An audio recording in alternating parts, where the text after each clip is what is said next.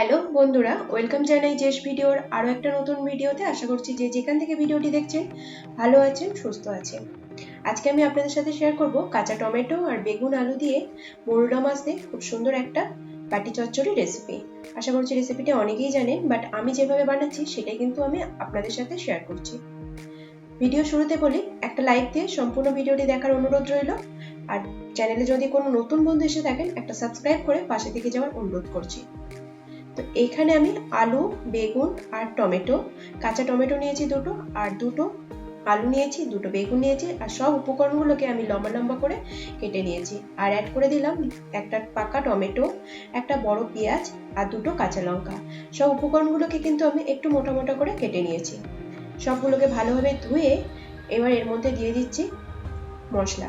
আপনারা যদি চান এর মধ্যে আরো কিছু সবজি অ্যাড করতে পারেন, বাট আমার কাছে যেইটুকু ছিল, ঘরে যেটা ছিল, আমি সেটাই কিন্তু এখানে অ্যাড করেছি।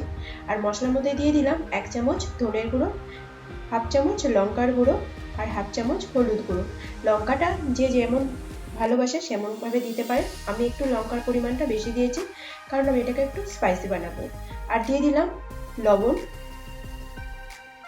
আর কাঁচা সর্ষের তেল দিয়ে ভালোভাবে ম্যারিনেট করে কিছুটা সময় আমি রেখে দেব।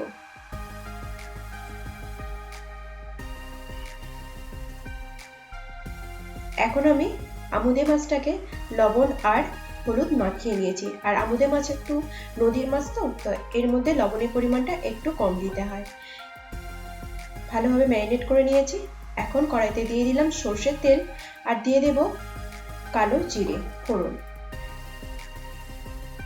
এবার এর মধ্যে অ্যাড করে দেব সব সবজিটা।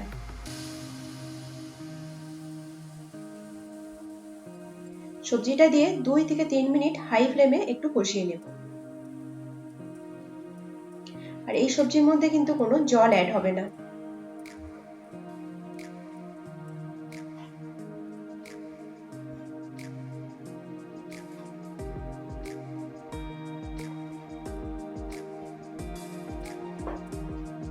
এভাবে 2-3 মিনিট বারে বারে একটু কষিয়ে নিতে হবে।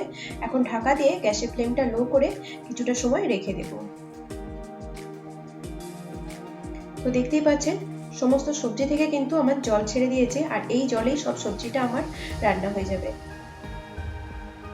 ঢাকনাটা খুলে আবারও ভালোভাবে একটু নাড়িয়ে চাড়িয়ে আবারও ঢেকে রেখে দেব কিছুটা সময়, যতক্ষণ সবজিগুলো না সিদ্ধ হয়ে যায়।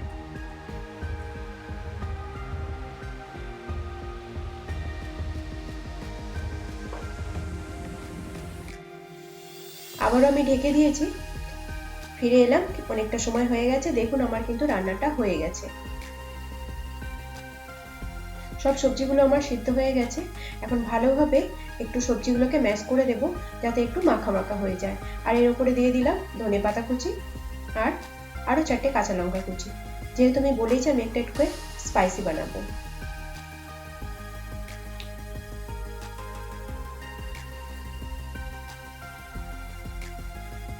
তো আমার রেডি হয়ে গেছে আমুদে মাছের টক।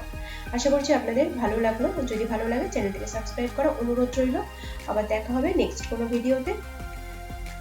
এতক্ষণ আমার সাথে থাকার জন্য সবাইকে অসংখ্য অসংখ্য ধন্যবাদ।